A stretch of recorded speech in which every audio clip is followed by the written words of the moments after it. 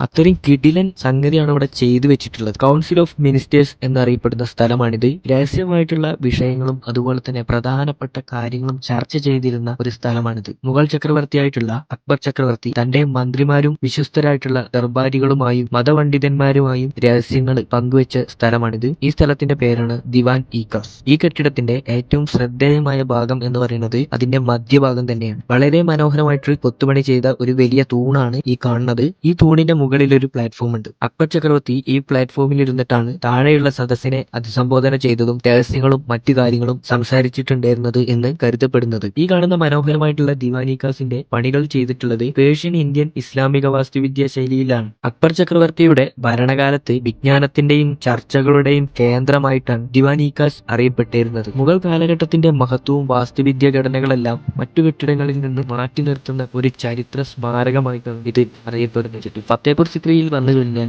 ദിവാൻ E കാസ് നിങ്ങൾ കാണാൻ മറക്കരുത്. മസ്റ്റായിട്ട് വിസിറ്റ് ചെയ്യേണ്ട ഒരു സംഭവമാണിത്. ഇവിടെ വന്നു കഴിഞ്ഞു കഴിഞ്ഞാൽ ഈ കൊത്തുപണികളെല്ലാം നിങ്ങൾ കണ്ടു കഴിഞ്ഞാൽ നിങ്ങൾ തീർച്ചയായും മൺട്രാവും.